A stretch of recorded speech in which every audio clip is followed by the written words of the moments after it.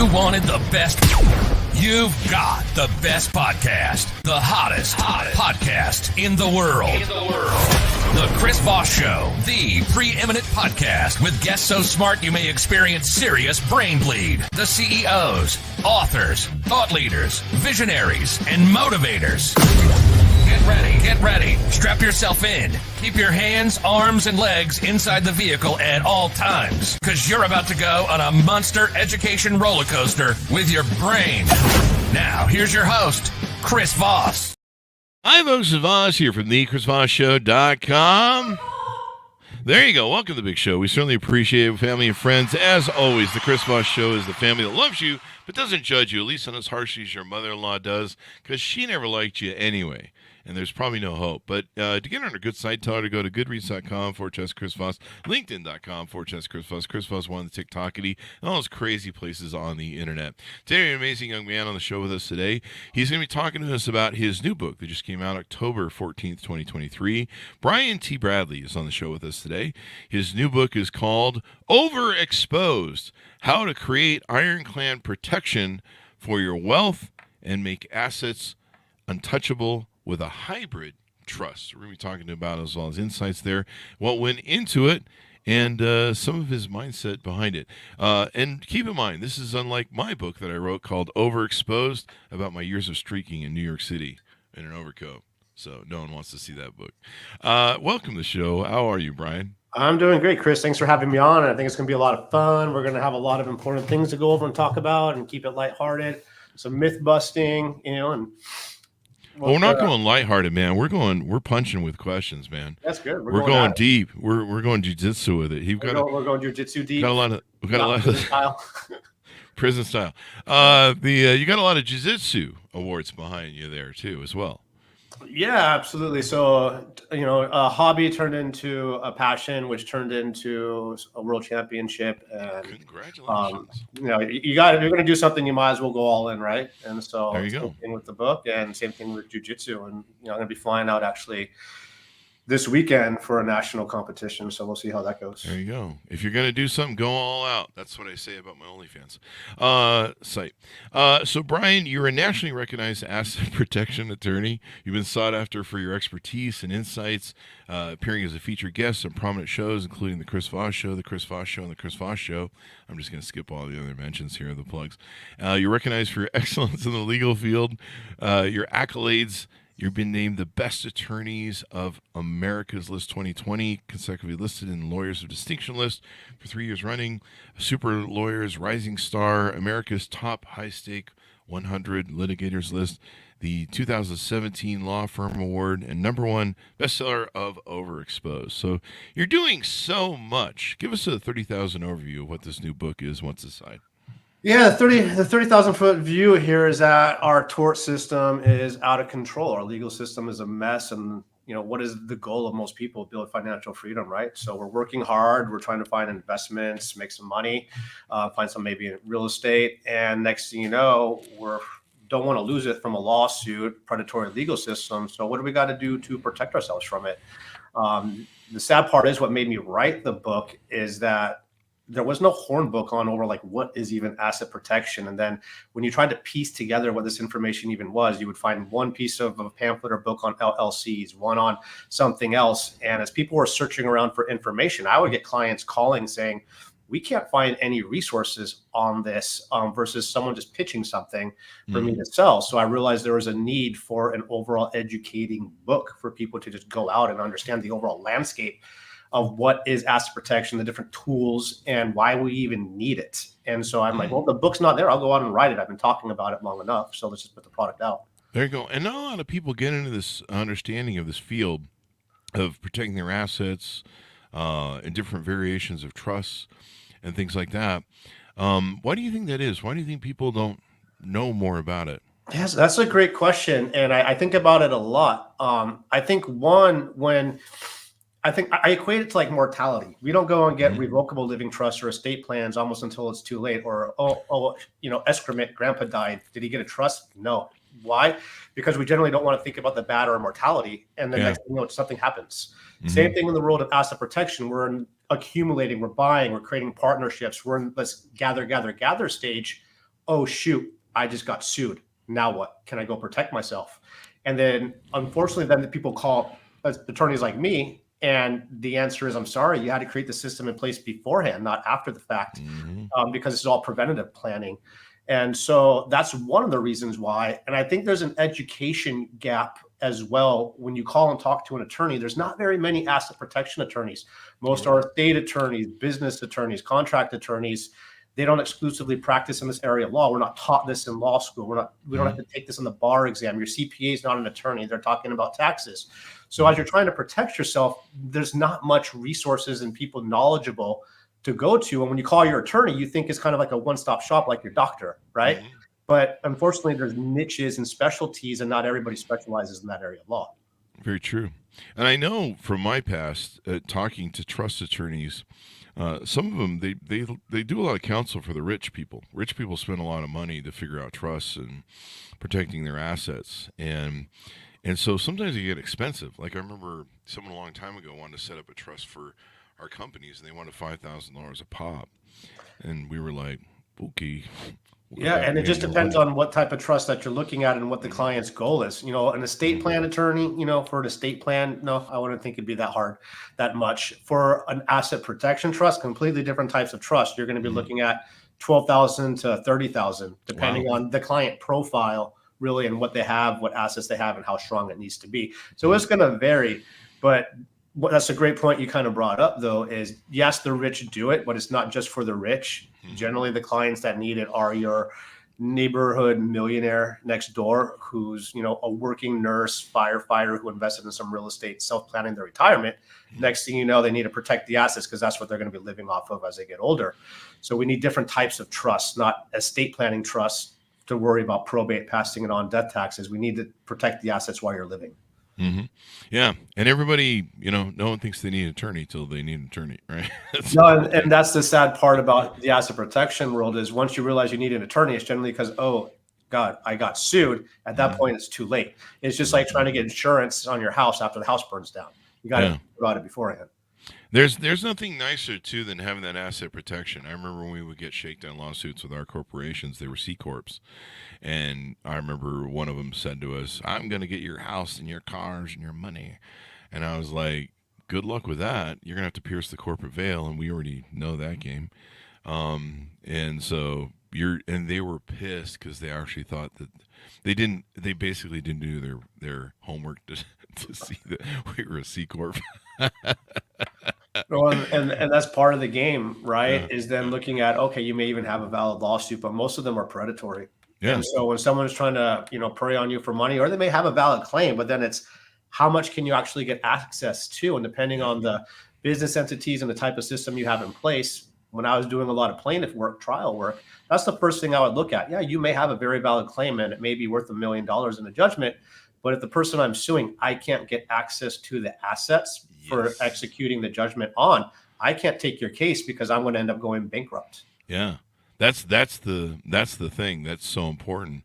Every attorney I've ever talked to, and I guess tell me if this is true, but if they can't get the assets, if they're going to sue somebody on behalf of a client, if they can't find the assets and they're hidden in, for example, some of the trusts you're talking about, and I know those are supposed to be really hard to pierce, if not impossible, they're not going to do the suit because the suit's going to cost a fortune. Even piercing the corporate veil will cost you a fortune, discovery and all that stuff. And there's a certain point where it's just not worth it. No, absolutely. Like the big claim cases or like the medical malpractice ones where, those don't go through, and piercing the veil on those is generally not too difficult. There's a lot of case law on piercing the veils on there. So if you're talking about like the pizza man slipping, grandma falling down and getting hurt, breaking something, the corporate veil will help out with that.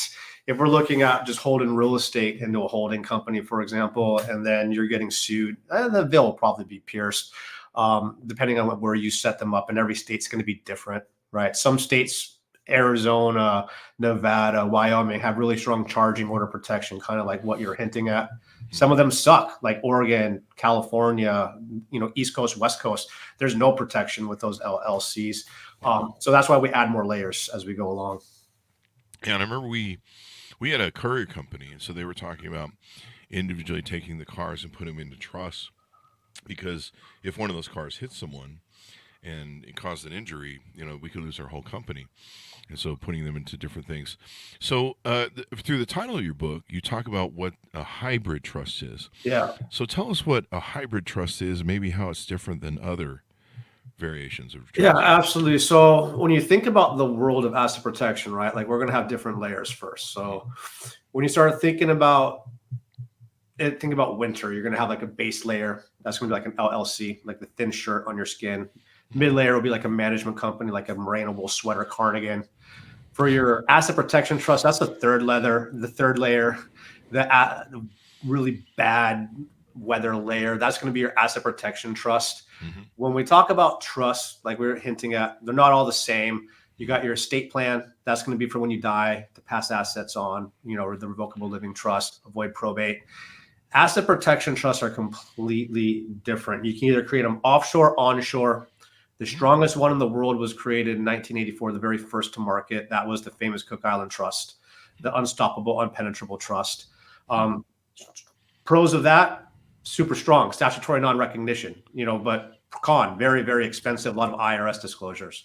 So 10 years later, the US didn't want to have, money shipping off somewhere else. So we started creating them in some of the states in the US, domestic trust, asset protection trust.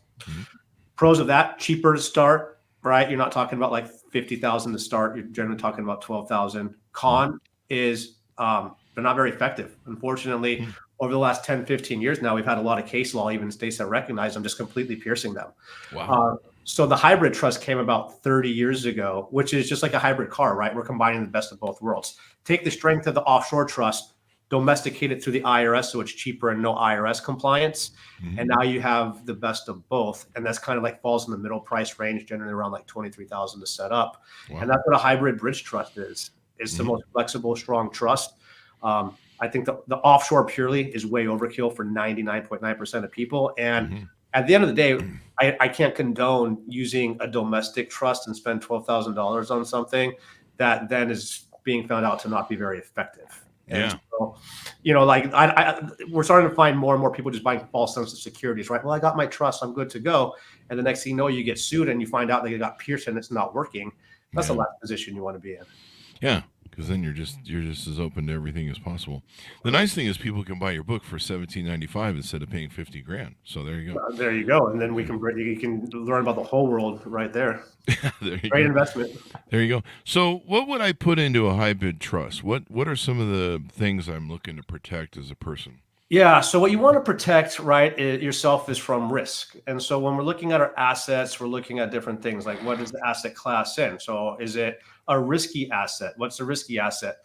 Things that have keys, things that need insurance on, things that can go boom and hurt people. So you're looking at planes, you're looking at some people like have boats, rental properties, business entities. All those are very risky, right? You can get sued from those things. So those wouldn't go into the trust. They would actually go into LLCs to separate out the risk. Okay. And then those would flow up into generally a management company. So it's easier to file taxes on. It gives you another layer, just one tax filing versus like 10 if you have 10 LLCs, right? Yeah. And then what would own that management company? Instead of you personally, your trust would own the management company. Oh, wow. So you would be managing the management company as a managing member, and the trust itself will own the management company. And then your only thing that would go directly into that trust would be your primary residence, because you don't want to lose your tax benefits from your home, right? Like writing off the interest and all that. So your primary would go directly into the trust, but then God forbid some big event of duress happens and you're going to probably lose everything. That trust can do what's called a unilateral withdrawal on demand. Big fancy legal word. What it means is saying, hey, limited partnership, I own you, give you my assets, and I'm disconnecting from you, and we're disappearing. Wow. And that's the benefit of having the trust own the management company, not you. Oh, wow. That makes sense. Here I thought a hybrid trust was just a trust that had electric and gas. Right. What about for business? What if I'm a business owner? Maybe I own multiple companies or multiple interests in companies. Is there something for that? Absolutely. So as long as it's not an S corp, right? Like most CPAs will create a lot of business structures because someone will call in their CPA and say, hey, I want to create a business and I don't want to pay that much in taxes. First thing the CPA is going to say is, all right, let's create an S corp. That's great for taxes, but if we start owning assets, horrible for owning assets in, because once you get sued, I can't move assets out of an S corp without you owing all the deferred taxation back to the IRS. Most people don't have that kind of money just sitting around in their bank, so the assets get frozen. So what we would generally recommend is, depending on what the business is, I would not recommend an S corp. Like C corps are fine. We can put C corps into limited partnerships. I can put LLCs into limited partnerships. If you were to use an S corp, I would say put the assets, for example, like if you're you brought up like truck bedding, right? In the past. So if you'd be operating like a truck bed company and you have 50 trucks, put the trucks in different LLCs and then lease them back to the S corp. So let the S corp be the basing, have the money come into the S corp for tax purposes, have the assets owned outside in LLCs and just lease them back to the company. That way, if the S corp gets sued, at least your assets, like your truck beds, or if you're a doctor, like your medical equipment, aren't going to be taken. You can keep working. There you go. That's really smart. I think that's what they advised back in the day. And so tell us about what else have we covered that's in the book before we move on? Yeah, I think a good one to kind of go in is just like define like what even asset protection is, because I think there's a big misconception for people on what is this mysterious word. Let's do that. Yeah, so asset protection is not estate planning, right? That's more when we die. It's asset protection is simply placing a legal barrier between your assets and a potential creditor, like the person suing you, right? Before it's needed. That's it. It's just a barrier. Think of it like a safe that we're going to put our gold or our guns or like anything of value in. Anything of value we want to put behind that legal barrier and out of our personal name, so that it's not easily attached with a lien or reached with a judgment. But it's not hiding money or moving assets to, not pay or avoid paying taxes. That's illegal. You're taxed on your worldwide income if you're a U.S. resident. And I get this call a lot, right? Like people saying, hey, Brian, I want to create an asset protection plan. I don't want to pay taxes. I'm sorry, that's not what these systems are for. They're not designed for that. And so the two big takeaways on that really is just that asset protection, again, not to avoid paying taxes. So please don't call saying, I want asset protection to avoid paying taxes. And it has to be created before you're being sued. And I talk about the timing of creating an asset protection plan in my book, and fraud also a lot, because those are the critical elements and the stages for the asset protection plan to even work, for it to be effective. There you go. So talk to us about how people can onboard off your website, what you do there with your work at your agency, Bradley Legal Corp. Yeah, so if you just want to have my website set up for more educational, informational, you can go on there, click the contact page, www.btblegal.com, and click the calendar link, and you'll immediately get an option to pick whatever works for you. Set your schedule. Once you get the appointment set up, you're generally just going to talk to me personally. I like to actually talk to the clients one-on-one, not pass you off to somebody else, kind of give you like an actual good free assessment. And then from there, you can go and do whatever you want. Take the assessment and go to somebody else. If you want to sign up with us and we're both a good fit for each other, beautiful. I'd rather just have people have a good evaluation than a bad one. And then give you some case law, so that when you start talking to other firms, you can actually ask questions and say, hey, what about this case? How's this apply to me? And see what they have to say. That way, you have a good foundation to go from. There you go. And that's always important. Now, are you licensed, and can you talk to everybody across the nation, or are there only certain places you can do? Yeah, great question. So I'm licensed in California, Oregon, Washington. I used to be licensed in Michigan, but I don't plan on moving back to Michigan. It's too cold. It's too cold. Yeah, I couldn't handle -4. Like I lived right on Lake Michigan, and it was just too brutal. But what we do for asset protection wise is national. Okay. So we have over 3,000 clients nationwide. It's transactional work, so I can represent a client anywhere, and we have over 100 attorneys now affiliating with us in every state. So, wherever somebody's at, you're going to end up talking to me or my partner, Doug. And then from there, we got you covered. Okay. On your website, you have something called the Bridge Trust. Is this the same thing that we've been talking about? Yeah, that's the hybrid trust. It used to be called, I forgot what the original name was 30 years ago now, but we changed it to the Bridge Trust because it now just relates the principle easier of how we're connecting two countries together with a bridge. And then God forbid something happens, we're breaking the bridge and utilizing the strength. There you go.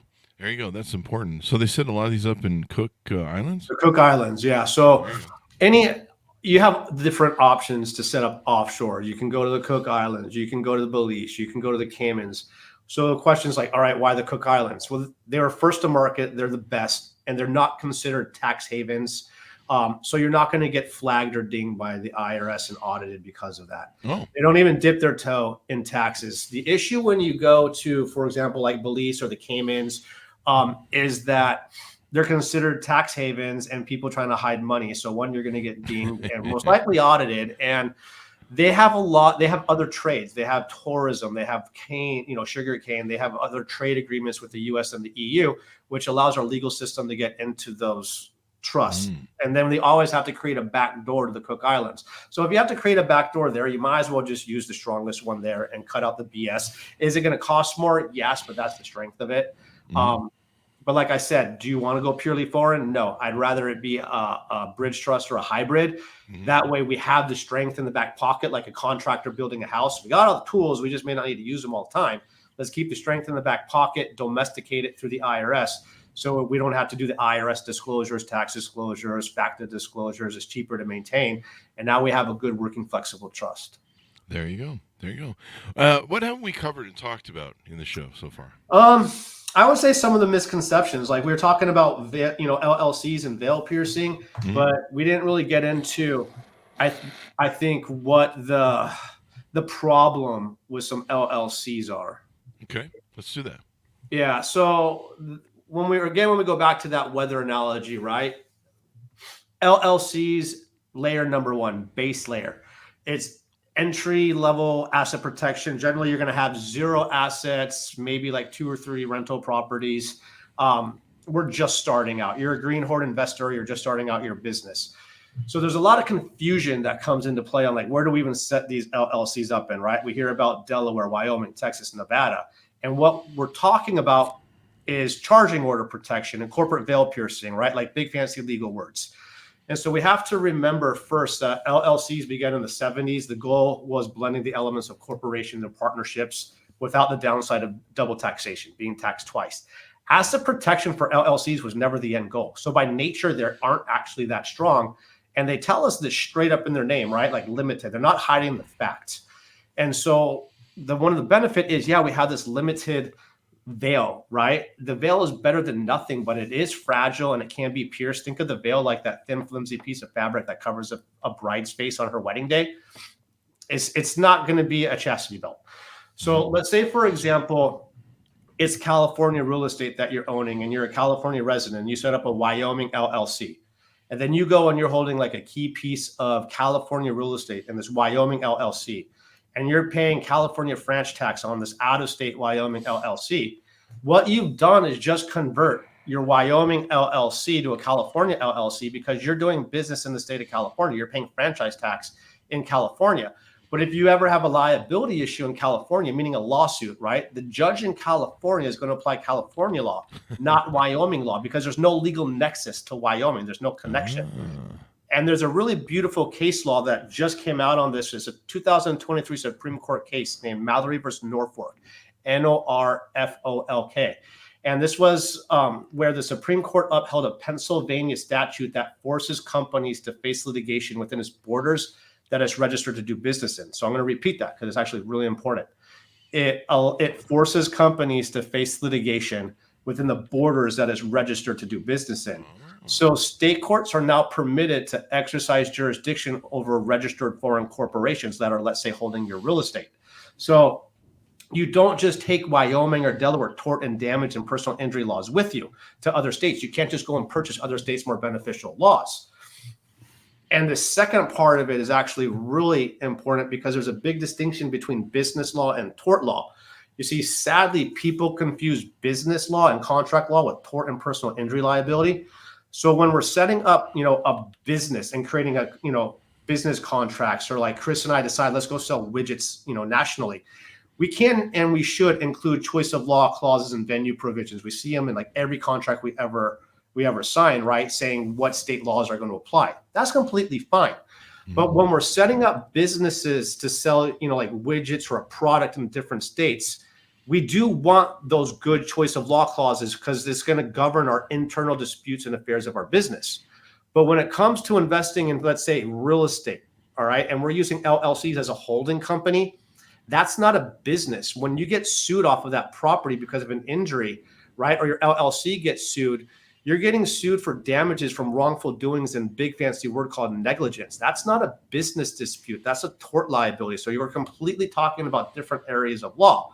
And so cases like tort liabilities, they don't relate to internal affairs or corporate governance matters. So you really don't have any corporate veil protection when it comes to that. So it's really important to pay attention to what are we creating these entities for? Is it for an actual business like we're selling widgets, or are we using them as holding companies to hold investment properties? Because then we're going to actually have to understand the corporate veil structures and the next layers that we have to add because of it. There you go. I mean, it's so important to understand these things. And my God, my head's just spinning with the details of all these I try to There's keep a lot it of layers. as fun, I try to keep it not legalese and as fun as possible. But sometimes it's just the devil's in the details. There's a lot of layers. Yeah. So there you go. That's really important. What else haven't we talked about that we should educate people on? Yeah, I think kind of like how we got here would be like, okay, like why do I even care about asset protection? Like how messed up is this world? You know, like what are we trying to protect ourselves from? Yeah. So how did we get here? Yeah. So what ended up happening is we just over the last 40 years, we had a lot of changes that happened in the law. Like it's no longer about justice. It's about redistributing wealth from the haves to the have-nots. It's kind of like Robin Hood economics now. And a lot of this changed when we started allowing attorneys to advertise. And this then created a predatory legal system. And then we started creating this endless victim class. And then when we start staple it on, like our current economic system is just completely upside down right now, and the governments need more access to money.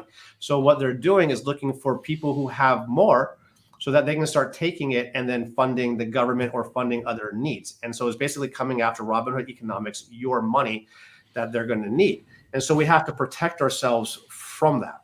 Mm-hmm. There's all sorts of people who want your money, basically, is what you're saying.